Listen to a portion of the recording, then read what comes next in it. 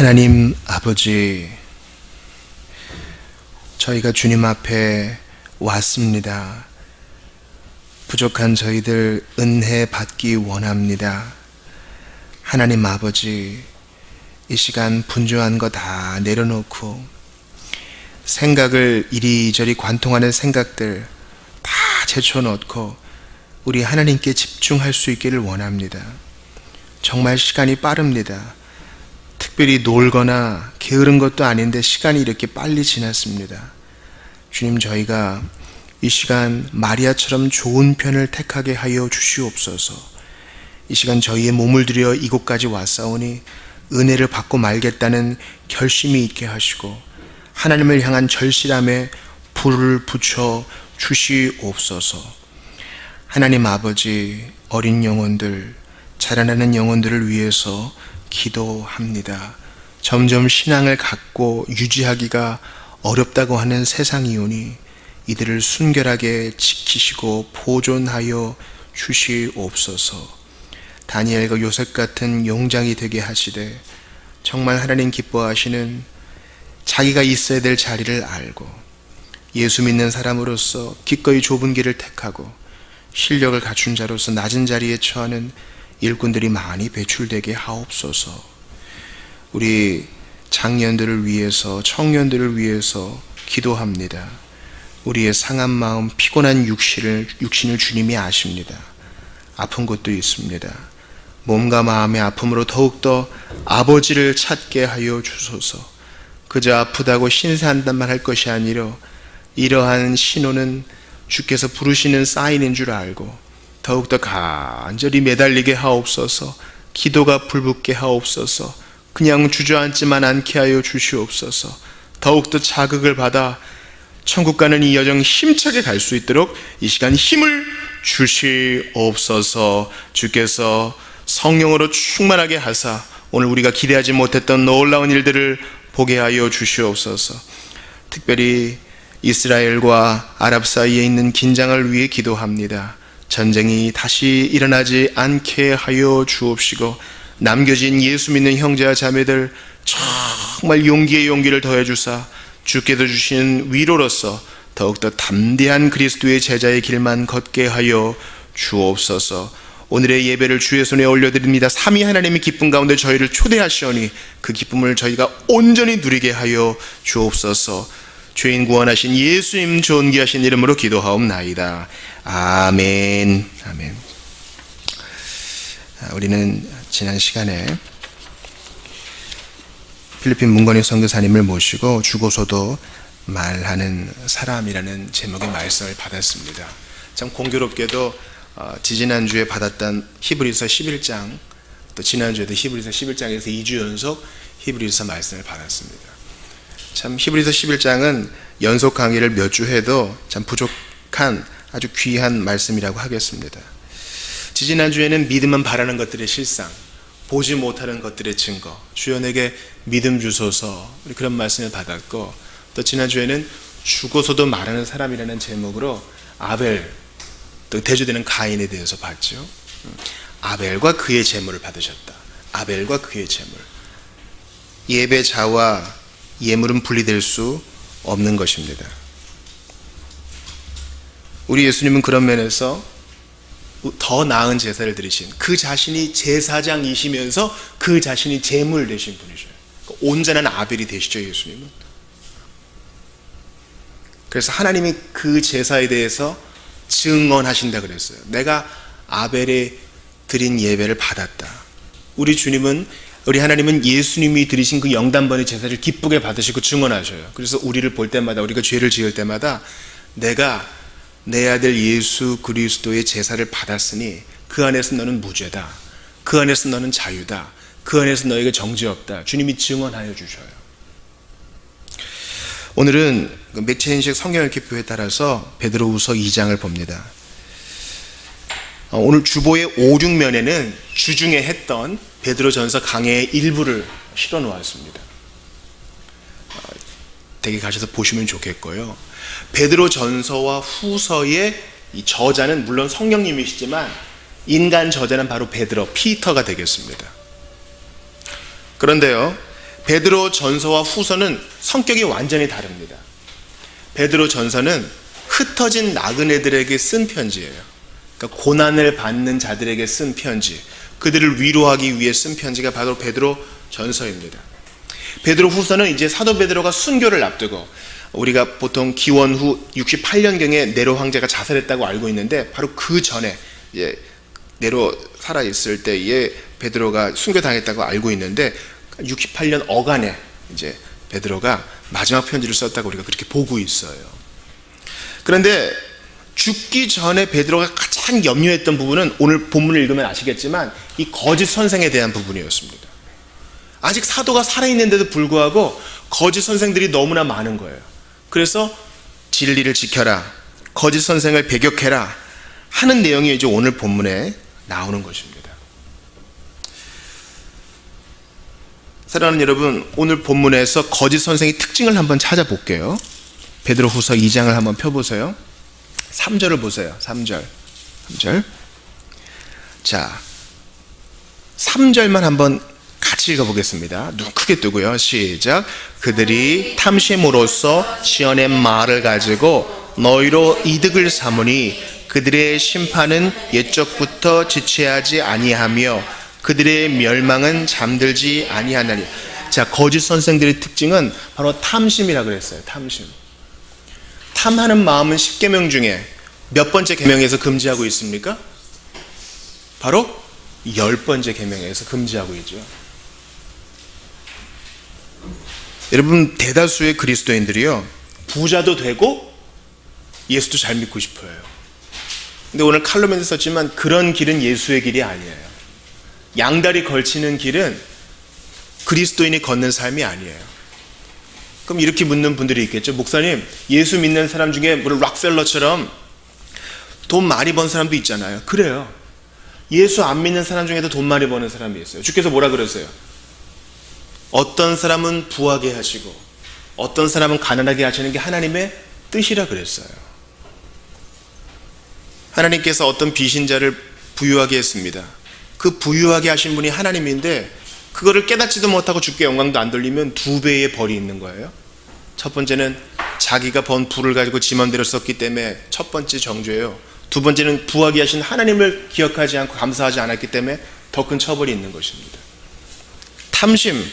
탐심은 그리스도인과 같이 다닐 수 없는 말씀입니다. 그런데 거짓 선생들은 이 탐심을 좋아해요. 그래서 탐심을 위해서 사람들의 주머니를 털어야 되니까 어떻게 한다 그래요? 3절에 보니까 지어낸 말을 가지고, 성경에 있는 말 말고요, 지어낸 말을 가지고 사람들을 겁을 줘요. 여러분, 참된 예수 믿는 믿음은요, 겁이 아니라 자원하는 마음, 사랑하는 마음을 일으키는 겁니다. 겁과 두려움 없어지리니 영원하신 팔에 안기세. 엄마와 아빠의 품에 안긴 애가 언제 엄마 아빠의 꿀밤이 떨어질까 떠는 일은 없어요. 그러나 거짓 선생들은 탐심 때문에 지어낸 말을 가지고 겁을 줘요. 여러분, 사주 봐보셨어요? 사주? 기가 막히게 잘 맞추죠. 어떻게 그렇게 잘 맞추는지. 근데 모세의 마술사들도 뱀을 만드는 거, 물을 피로 만드는 거 비슷하게 흉내는 냈습니다. 이 세상의 거짓신들이 비슷하게 맞추는 것 때문에 그거 가지고 신앙이 더 좋아지고 천국에 대한 소망이 일어나고 그런 거 없어요. 헛된 호기심은 허무하게 끝나요. 어떻게 다 아셨어요? 그지? 동쪽을 조심해. 동쪽. 일생 강릉과 속초를 못 가는 거예요. 물 조심해. 물. 이 워터파크도 못 가보는 겁니다. 두려움인 거예요. 소망과 사랑하는 마음은 못 일으켜요. 이 세상의 거짓신들은 그렇습니다. 그래서 이단과 사이비에 속한 자들은요, 예를 들어 신천지나 하나님의 교회나 구원파는요, 각종 헌금에 시달리고 있어요. 우리 교회에서 열리는 AA 모임에서도 2년 동안 거기에 빠졌다가 나오신 분들이 있는데, 교회만 가면 그냥 김을 사야 되고 뭘 사야 되고, 이 소모되는 신앙생활 때문에 견디지 못해 자원해서 나오시는 참 독특한 케이스가 있습니다. 탐심이 사람을 지치게 만드는 것이죠. 그래서 계속 보세요. 그들이 탐심으로써 지어낸 말을 가지고 너희로 이득을 삼으니. 하나님은 하나님의 교회의 양무리들을 치라, 돌보라고 하셨지 양무리를 약탈하라 그렇게 말씀하지 않으세요. 여러분, 목자가 맨날 양을 보고 침을 꿀떡꿀떡 삼키면서 저거 언제 크나 빨리 잡아먹어야지, 그러면 양이 두려워서 살겠습니까? 주님은 양을 잡아먹으라고 하지 않으시고 양을 돌보라고 하셨습니다. 그들의 심판은 옛적부터 지체하지 아니하며 그들의 멸망을 잠들지 아니하느니라. 오늘 본문에서 베드로가 말하는 것은 이러한 거짓 선생들은 악한 천사들이 있어야 되는 더러운 이 던전, 이 구덩이에 같이 빠지게 될 운명에 처했다는 겁니다. 분명히 더러운 이 거짓 선생들도 예수 얘기를 하고 하나님 얘기를 하고 성경 얘기를 하고 기독교 같이 보여요. 그러나 그들은 탐심으로써 양을 돌보지는 않고 양을 수탈하는 자들입니다. 여러분도 주님의 양으로서, 저도 주님의 양이죠. 우리의 신앙생활을 돌아보세요. 내가 과연 소모되는 신앙생활을 하고 있는가, 돌봄받는 신앙생활을 하고 있는가. 이게 대단히 중요해요. 돌봄받는 기쁨에 감사해서 주님을 섬기는 것이지 두려움 때문에 마지못해 주머니를 터는 게 아니에요. 지옥 갈까 봐 교회 가는 게 아닙니다. 구원해 주신 주님께 대한 감사로 천국을 맛보기 위해서 주님을 섬기는 것입니다. 거짓 선생들의 특징 또 하나를 보겠습니다. 자, 1절 중반을 보세요. 그러나 백성 가운데 또한 거짓 선지자들이 일어났었으니 이와 같이 너희 중에도 거짓 선생들이 있으리라. 구약 때도 있었고 지금도 있어요. 자, 그들은 같이 읽어봐요. 시작. 그들은 멸망하게 할 이단을 가만히 끌어들여 자기들을 사신 주를 부인하고 임박한 멸망을 스스로 취하는 자들이라. 그들은 무엇을 끌어들였다 그래요? 멸망하게 할 이단. 이단은 한자죠. 이는 무슨 이겠어요? 그죠? 달을 이예요. 단은 뭐예요? 단. 이 영어로 헤러스를 이단으로 번역한 건 참 좋은 의미예요. 단은 뭐예요? 끝단이에요. 시작은 뭐 예수고 하나님이고 성경이고 뭐 비슷하고 뭐 기독교 같지만 끝이 멸망이라는 거예요.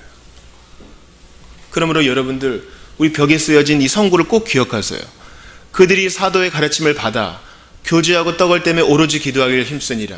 제일 처음에 뭐가 있다? 사도의 가르침이 있다. 성도 한 사람 한 사람이 잘 배워서 이 가르침이 옳은가 분별할 줄 알아야 돼요.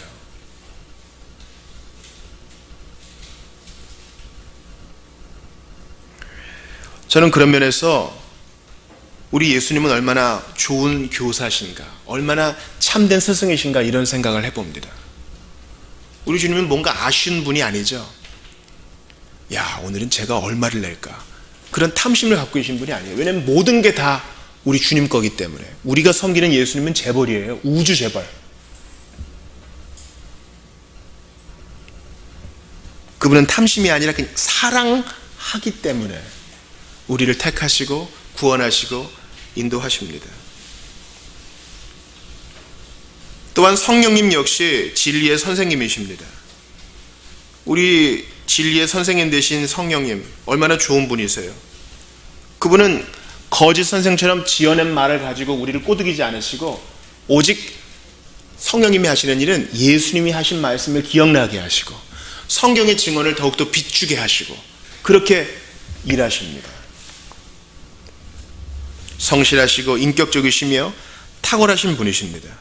그런 면에서 거짓 선생들과 비교할 수 없이 좋은 분이 우리가 섬기는 삼위일체 하나님이 되십니다. 그리스도를 거부하는 자들의 가장 큰 죄, 또한 사탄의 가장 저주받을 활동은 잘 기억하세요. 진리를 그릇되게 제시하여 결과적으로 속이는 것입니다. 무슨 죽이고 빼앗고, 이거보다 더 나쁜 것은 진리를 곡해하고 비틀어 가지고 속이는 것입니다. 그래서 요한계시록의 처음과 마지막에는 이 말씀이 뭔가를 더하거나 빼는 자는 저주를 받을 것이라 그랬어요. 하나님께서 주신 말씀 그대로 계시를 받아야지 여기에 뭔가 첨언하거나 빼는 자는 생명책에서 지워버린다 그랬습니다. 그러므로 교회에서 진리를 배운다는 것은 우주적인 사건이에요. 막 잠도 오고 막 이러죠. 근데 우주적인 사건이에요. 우리의 느낌과 상관없이 우리가 바른 가르침을 받는 것은 매우 중요합니다. 그리고 이 일을 위해서, 바른 가르침을 위해서 성령께서 오셨어요. 오늘 성령 강림절이죠. 우리가 4월 몇째 주일에 부활절을 맞았습니까? 4월 첫째 주일에 유빈이가 바쳤어요. 물론 예수님이 4월 첫째 주일에 부활하셨다가 아니라 교회적으로 그렇게 지키기로 합의가 된 것입니다. 예수님은 무슨 절 어린 양으로 죽임 당하셨죠? 무슨 절 어린 양으로? 유월절 어린 양. 유는 무슨 유? 넘어갈 유. 월은 무슨 월? 이것도 넘어갈 월이에요. 그래서 영어로는 pass over, 지나가고 넘어가네 이란 뜻이에요. 유월절로부터 50일째 되는 날이 바로 오순절입니다. 오순절. 5가 순 10번 있는 거예요. 50번째 되는 날이 바로 오순절이에요. 6월절로부터. 영어로는 펜테코스트라고 그러죠. 이게 바로 헬라어를 그대로 옮긴 거예요. 50번째 날이란 뜻이에요. 이 날에 성령께서 마가의 다락방에서 기도하는 자들에게 임하셨습니다. 예수님이 부활하시고 한 며칠, 얼마 동안 제자들과 함께 계셨어요? 부활하시고 한 40일. 그러니까 6월절에 돌아가시고 3일 만에 부활하셨으니까 그 40일까지 더하면 그들이 한 일주일에서 열흘가량 기도하고 나서 성령님이 임하셨다는 걸 알 수 있어요. 진짜 금방 오신 거죠.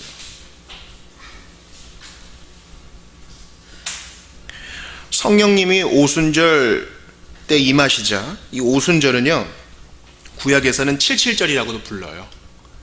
그러니까 77에 49, 49일이 지나고 50번째 되는 날, 또는 수장절, 이때가 이제 추수하는 때이기 때문에 추수해가지고 거두는, 저장하는 그런 날이라고도 불러요. 그런데 이 오순절 성령 강림이 일어났을 때 무슨 일이 일어났어요? 급하고 강한 바람 같은 것이 불었죠. 우리 주님이 루아흐, 성령으로서 세상을 지으시고 성령으로서 우리의 생기를 코에 불어넣으셔서 우리를 사람이 되게 하셨는데, 그 성령의 역사가 일어났던 것이죠.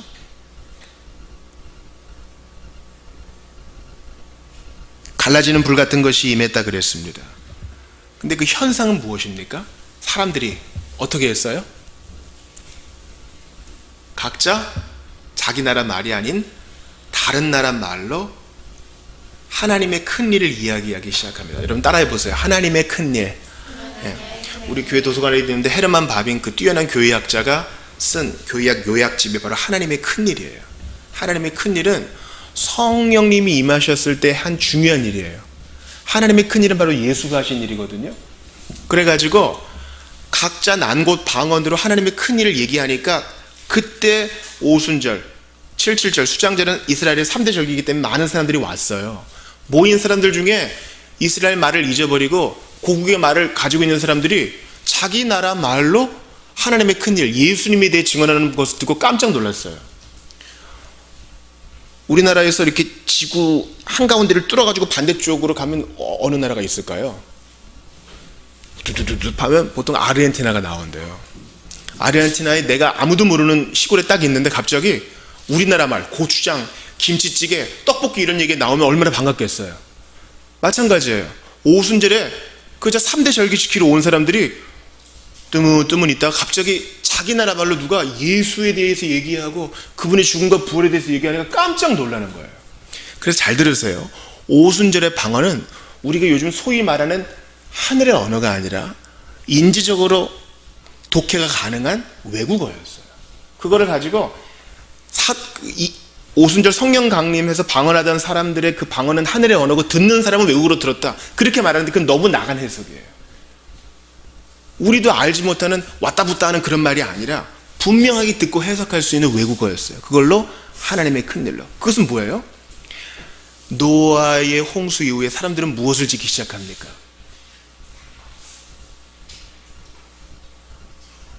바벨탑, 성과 대를 쌓기 시작하죠.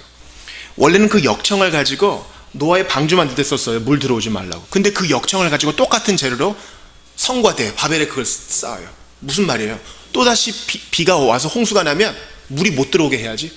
하나님 말씀을 정면으로 도전한 거예요. 다시는 이런 일이 없을 거라 그랬는데 그 말씀을 못 믿고 말씀을 자꾸 뭔가 탓한 거죠. 우리들만의 세상을 만들자. 주님이 그것을 보고 노하셨어요. 그래서 어떻게 했습니까? 우리가 친히 내려가서 어떻게 하자? 그들의 언어를 혼잡하게 하자. 원래는 말 하나였다고요. 야, 벽돌 좀 줘. 그러다 갑자기 give me a brick이 된 거예요. 뭐라 너? 그래서 우리가 지금 초등학교 때부터 영어를 배워서 고등학교까지 끝나고 대학교에 또 영어를 공부하고 아무튼 뭐 말하면 영어를 해야 돼. 그런 세상이 된 거예요. 외국어가 많아지게 된 거예요. 근데 오순절 성령 강의 때 그 바벨의 저주가 회복이 된 거예요. 하나의 말로 알아들을 수 있는 말로 예수님의 오심과 사심과 죽으심과 부활과 승천과 다시 오심에 대한 교리가 전파되기 시작한 거예요. 그게 성령께서 하신 일이에요. 성령은 진리의 영이기 때문에 우리를 경건하다 하시고 우리에게 바른 이해를 주셔서 바른 가르침과 안식으로 우리를 초대하십니다. 그러므로 성령을 받으라는 것은 예수 믿는 것 따로, 성령 받는 것 따로가 아니라 그것이 하나입니다. 우리가 느끼지 못할 뿐이지 예수를 믿는 그 순간 성령께서 내 안에 어떻게 하신다? 들어오신다. 성령께서 내 안에 들어오셔서 더러운 방들을 다 소재하시고 내가 여기서 살아야겠다. 주님 너무 누추한데요. 괜찮아. 청소는 내가 한다 하십니다.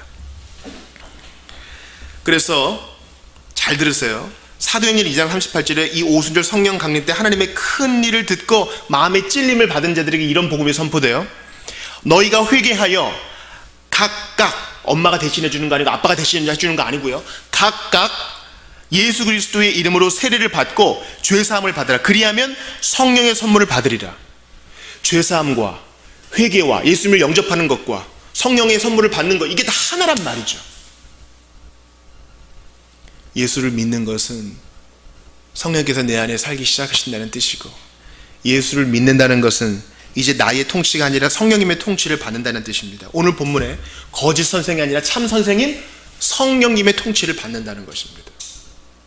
여러분, 오늘 베드로후서 2장의 오늘 9절이 오늘 중심 구절이거든요. 한번 같이 읽어볼게요. 9절 시작. 주께서 경건한 자는 시험에서 건지실 줄 아시고 불의한 자는 형벌 아래에 두어 심판날까지 지키시며. 자, 예수를 믿고 성령 받은 사람은 이렇게 물어볼게요. 경건한 자예요? 불의한 자예요? 경건한 자예요. 나는 나를 알거든. 나는 경건하지 않아요. 우리 스스로 그거 알잖아요. 여러분, 경건해요? 착해요? 그래도 쟤보단 착해요. 이렇게 손가락질 하고 싶은 사람이 있겠죠. 쟤보단 착해요. 근데 비행기 타봤어요? 비행기를 딱 타고 덜덜덜덜 하다가 공중에 쫙 올라가요. 그래서 궤도에 오를 때까지 계속 올라가거든요.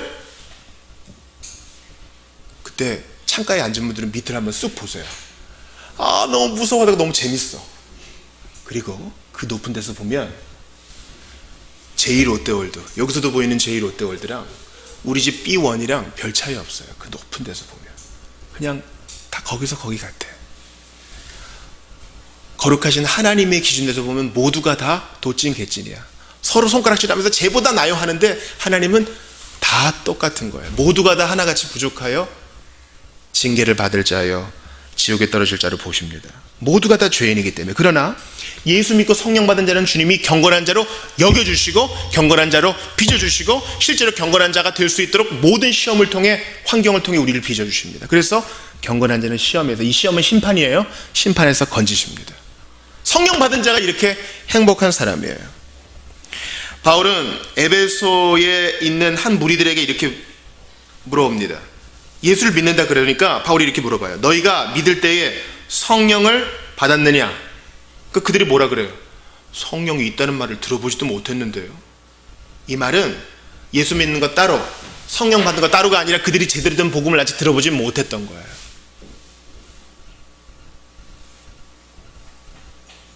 예수를 믿는다는 것은 그만큼 우주적인 사건입니다. 성령께서 내 안에 계셔서 경건하지 않은 우리를 경건하다 하시고 심판에서 건지시고 실제로 경건하게 빚으시기 위해서 모든 도구를 다 사용하세요. 제가 여러분께 물어볼까요? 몸도 안 아프고 수입도 괜찮고 애들도 말 잘 들어, 대학도 올라갈 수 있고 집값은 올라가고, 그러면 예수를 제대로 믿을 사람은 거의 없어요. 저의 짧은 신앙생활을 통해서 저는 그렇게 해서 모든 게 다 좋고 예수를 잘 믿는 사람은 거의 못 봤어요. 그래서 아구리 기도하는 거예요. 여러분, 제가 2주 전에 공주 치료 가면서 갔다 왔잖아요. 대구에서 고아원에서 잘하셨대요. 근데 고아원은 고등학생 때까지밖에 안 돌봐줘요. 이제 성인이 되면 나가야 된다고요. 그래서 자리 잡은 곳이 바로 서울 문정동이에요. 이곳에서 조직 생활을 하셔요. 문신이 있어요. 일찍 결혼을 했어요. 20대 딸이 둘이나 있어요. 잘못을 해서 감옥에 갔습니다. 가족들이랑 결별을 해요. 마음이 아파요. 감옥에서 자살 시도를 합니다. 손목도 긋고 목도 매달아요. 죽지 못했어요. 나라에서 병자라고 취급해서 치료 감호소에 집어넣어서 처음에는 아주 강한 약으로 다스립니다. 그런데 저는 그때 이 세상에서 그렇게 눈이 맑은 사람을 처음 봤어요.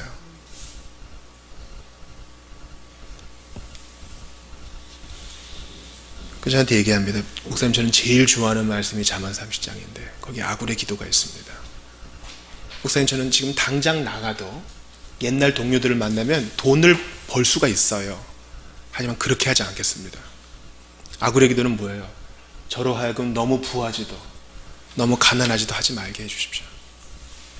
너무 부해서 하나님 필요 없다 하지 말게 하시고, 너무 가난해서 하나님 원망하지 않게 해달라. 그게 아굴의 기도예요. 이 성도는 아굴의 기도를 자신의 기도로 삼고 그곳에서도 다른 사람들을 돌보며 참 행복하게 살고 있더군요. 간호사가 그럽니다. 여기에 있는 1200명 환자 중에 제일 정상이라고. 사랑하는 여러분, 성령님이 임하시면 초막이나 궁궐이나 그 어디나 하늘나라 만족하며 이 순례의 길을 가게 하는 것입니다.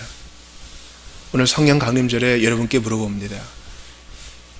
예수 믿고 성령 받았으면 우리 안에 계신 성령님이 인도하시는 대로 우리도 따라갑시다. 그분이 양심을 통해, 말씀을 통해, 환경을 통해 우리를 인도하실 때 네 하며 순종할 수 있기를 바랍니다.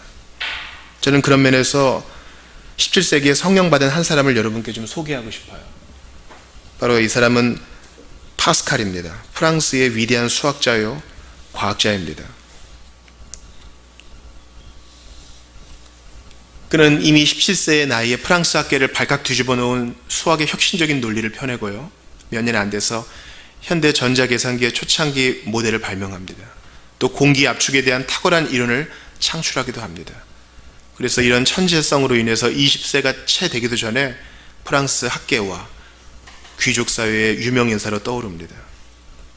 이 젊은 날에 일찍 성공하게 되면 금방 타락하게 되거든요. 그래서 교만과 물질주의, 이기주의, 성적인 방종에 젖어 삽니다. 그러던 그가 1654년 11월 31세 되던 그 밤에 하나님을 만납니다. 나는 최고야 하던 그가 성령님이 오시자 교만을 내려놓고 주님을 만납니다. 그래서 마지막까지 자기의 이 양복 저고리 안쪽에다가 이때의 주님 만난 기록을, 성령 받은 기록을 넣어놓고 다녔다고 합니다. 그 기록을 여러분께 한번 읽어드릴게요. 은총의 해 1654년 11월 23일 월요일 밤 10시 반에서 12시 반경까지 불! 아브라함의 하나님, 이삭의 하나님, 야곱의 하나님, 철학자의 하나님, 유식한 자의 하나님 아니시다. 확신, 환희, 평화, 예수 그리스도의 하나님, 내 하나님 곧 너의 하나님, 어머니의 하나님이 나의 하나님이 되시리니 룻기 1장 16절. 하나님 이외의 이 세상 및 모든 사물에 대한 망각, 하나님은 복음에 표시된 길에 의해서만 발견된다. 인간의 영혼이 위대하며 의로운 아버지시여, 세상은 당신을 전혀 알지 못하여도 저는 당신을 알았습니다. 환희의 눈물. 나는 절대로 그에게서 떠나지 않겠다. 그는 복음에 표시된 길에 의해서만 보존된다. 일체를 결연히 포기할 것, 예수 그리스도와 나의 지도자에 대한 완전한 복종, 지상의 시련 끝에 만나게 될 영원한 환희, 나는 당신의 말씀을 잊지 않겠습니다. 그래서 이걸 적어서 평생 몸에 지니고 다녔다고 합니다. 여러분, 파스칼은 천주교 중에 얀센파라고 천주교의 칼빈주의라고 할 수 있는 천주교의 개혁을 부르짖다가 교황과도 막 싸우다가 이제 나중에 죽게 됩니다. 그러니까 우리와 교리가 같다고 할 수 있겠어요. 그가 1654년 11월 23일 밤 10시 반에서 12시 반까지 이런 불을 경험합니다. 어떤 사람은 이렇게 큰 불을 경험하고 어떤 사람은 잔잔한 불을 경험합니다. 우리의 느낌은 별 중요한 것이 아니에요. 중요한 것은 성령께서 내 안에 계시냐는 사실입니다. 주님은 성령으로 우리의 마음을 두드리셔서 완고한 나의 의지와 고집을 정복하셨고 돌같은 나의 마음을 녹여주셨습니다. 성령님은 내가 주님의 은혜에서 도주하려고 싸울 때 나를 놓지 않고 끌어당기셨습니다. 마침내 내가 형벌을 선고받은, 사형을 선고받은 범죄인처럼 떨면서 하나님의 보좌 앞에 섰을 때 주님은 많은 너의 죄가 모두 용서되었다, 담대하라고 말씀해 주십니다. 예수 믿고 성령 받은 나는 이제 자유입니다. 사랑하는 여러분, 주께서 오늘 본문을 통해 말씀하십니다. 주께서 경건한 자는 심판에서 건지신다. 예수 믿고 성령 받은 자는 최후의 심판이 두렵지 않습니다. 이 세상 어떤 어려움이 있어도 내가 벌 받는 거야 이렇게 생각하지 않고 주님이 사랑하는 자녀로 징계하셔 그렇게 믿습니다. 온 세상 날 버려도 주 예수 안 버려 끝까지 나를 돌아보시니. 이러한 믿음을 성령 안에서 가지시는 여러분들 다 되시기를 바랍니다. 우리 한번 같이 기도합시다. 주께서 경건한 자는 시험에서 건지신다 그랬어요. 세상의 거짓 선지자, 거짓 선생은 우리의 주머니만 노리지만 성령님은 우리의 마음을 원하십니다. 여러분, 우리 집에 화분이 있어요. 제라늄이 있습니다. 집에 있을 때는요, 살아는 있어. 약간 시들시들해요. 근데 밖에 탁 내놓으면 비도 맞고 햇빛도 받으면서 제라늄 잎사귀의 무늬가 너무너무 진하고요. 꽃도 튀우고요. 씨도 열매고요. 그런 거예요. 성령님을 의지하면 이러한 놀라운 생명력이 벌어집니다. 우리 안에 계신 성령님을 외롭게 두지 마시고 성령께서 말씀하실 때 듣고 순종하는 우리 모두가 되기를 바랍니다. 주께서 우리 양심 가운데 말씀하실 때 네, 그렇게 하겠습니다. 말씀을 읽을 때 말씀하시면 예, 그렇게 하겠습니다. 고난과 어려움을 통해서 말씀하셔도 예, 그렇게 하겠습니다. 우리를 꺾는 우리 모두가 될 수 있기를 바랍니다. 우리 같이 오늘 본 말씀 붙들고 성령님 임하여 달라고 같이 기도하겠습니다. 하나님 아버지, 주신 말씀 감사합니다. 주께서 은혜를 더하여 주시옵소서. 예수 믿고 성령 받은 자 경건한 자라고 칭해 주시고 예수 믿고 성령 받은 자 경건한 자로 빚어주셔서 심판에서 건져주시니 감사합니다. 주여, 성령이여 임하옵소서.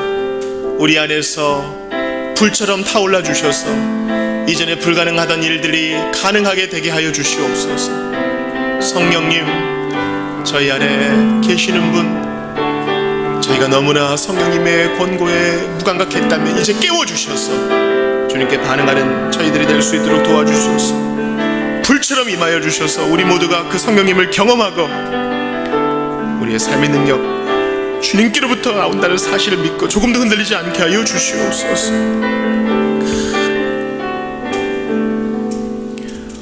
주님, 저희 넘어집니다. 그래도 우리 안에 계신 성령님 떠나지 않으시고 힘주시니 감사합니다.